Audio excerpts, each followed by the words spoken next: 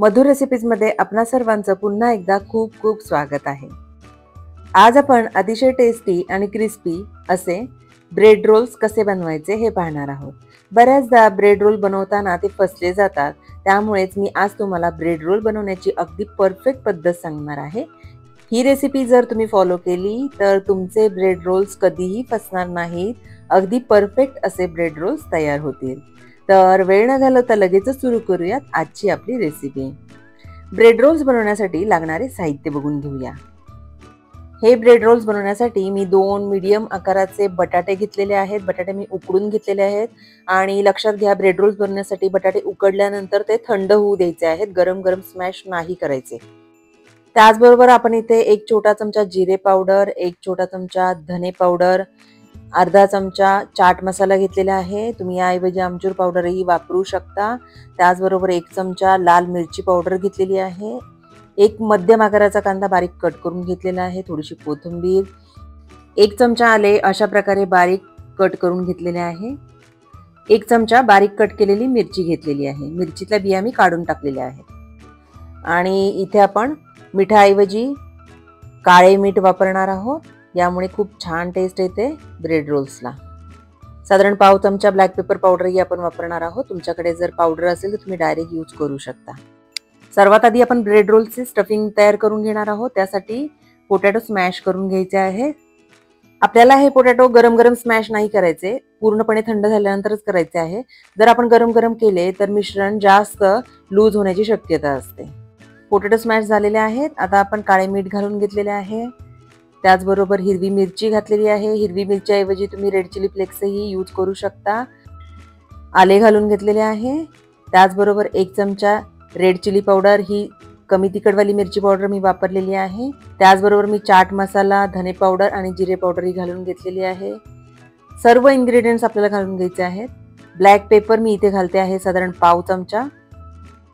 त्यानंतर बारीक कापलेला कांदा आणि कोथिंबीरही आपल्याला इथे घालून घ्यायची आहे। आता हे सर्व इन्ग्रेडियंट्स आपल्याला व्यवस्थित मिक्स करून घ्यायचे आहेत।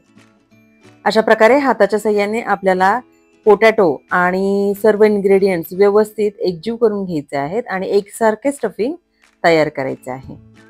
आपले स्टफिंग इथे तयार झालेले आहे। आता ब्रेड रोल मध्ये भरण्यासाठी आपल्याला याचे छोटे पीसेस तयार करून घ्यायचे आहे। इथे मी ओव्हल शेप पीसेस तयार करून घेते आहे ब्रेड रोल मध्ये भरण्यासाठी।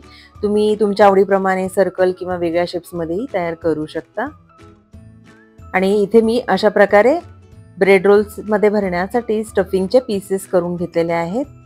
एका पसरट प्लेट मध्ये मी अशा प्रकारे पाणी घेतलेले आहे।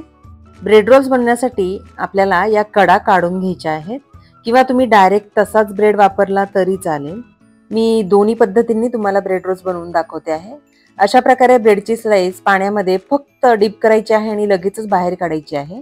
आणि दोन्ही साइडनी ती पाण्यामध्ये बुडवल्यानंतर आपल्याला एक्सेस पाणी त्यातले काढून टाकायचे आहे। अशा प्रकारे 2 हातांच्या मध्ये प्रेस करून आपल्याला सर्व पाणी ब्रेड मधले काढून टाकायचे आहे।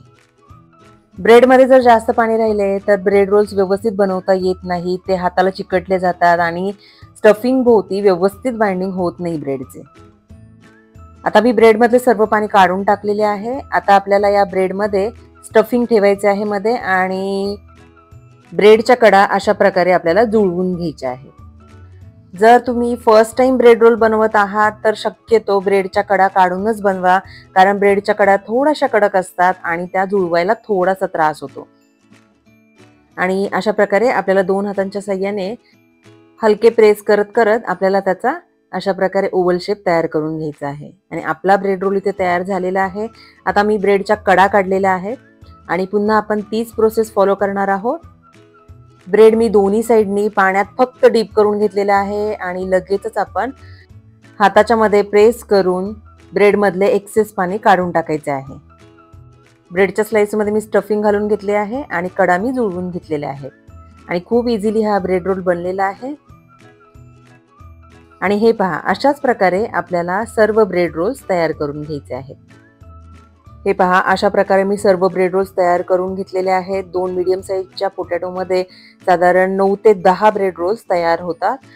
आता हे ब्रेड रोल्स आपल्याला साधारण अर्धा तास असेच ठेवायचे आहेत, ज्यामुळे काय होईल त्याचे मॉइश्चर कंटेंट थोडेसे कमी होईल. ब्रेड रोल्सचे जे आवरण आहे ते थोडेसे ड्राय होईल आणि ब्रेड रोल्स तळताना ते पॅनमध्ये चिकटणार नाहीत किंवा हातालाही चिकटणार नाही. साधारण अर्धा तास झालेला आहे. आता आपण ब्रेड रोल्स तळून घेऊयात. आणि हे पहा, ब्रेड रोल्सचे जे आवरण आहे ते बऱ्यापैकी ड्राय झालेले आहे. आता ब्रेड रोल्स तळायला त्रास होणार नाही, ते इझिली फ्राय होतील. ऑइल गरम झालेले आहे. आपण ब्रेड रोल्स सोडून घेणार आहोत. गॅस आपल्याला मध्यम आचेवर ठेवायचा आहे, ज्यामुळे ब्रेड रोल्स छान क्रिस्पी होतात. आणि मी इथे ब्रेड रोल्स पलटी करून घेतलेले आहेत.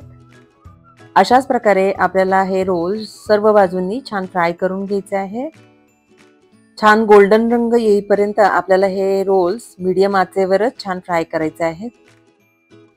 आणि तुम्ही बघू शकताय आपले ब्रेड रोल्स छान फ्राय झालेले आहेत. कलरही खूप छान आलेला आहे.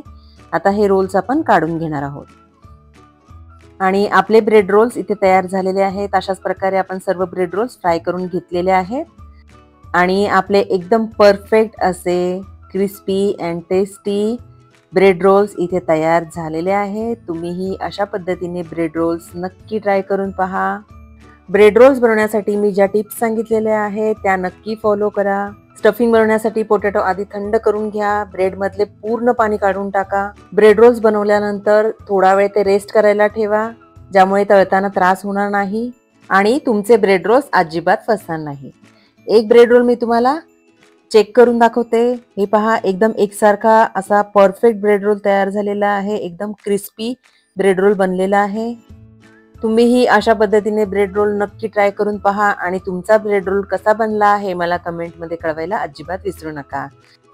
जर तुम्हाला माझी ही रेसिपी आवडली असेल तर व्हिडिओला लाईक आणि शेअर करा. त्याचबरोबर जर तुम्ही अजूनही माझ्या चॅनेलला सबस्क्राईब केलेले नसेल तर प्लीज सबस्क्राईब बटन प्रेस करा आणि बेल आयकॉन प्रेस करायलाही विसरू नका, ज्यामुळे माझ्या नवीन रेसिपीचे नोटिफिकेशन्स तुम्हाला मिळतील आणि माझे नवीन रेसिपीज तुमच्याकडून मिस होणार नाहीत. लवकरच भेटूयात अशाच एका नवीन रेसिपी बरोबर.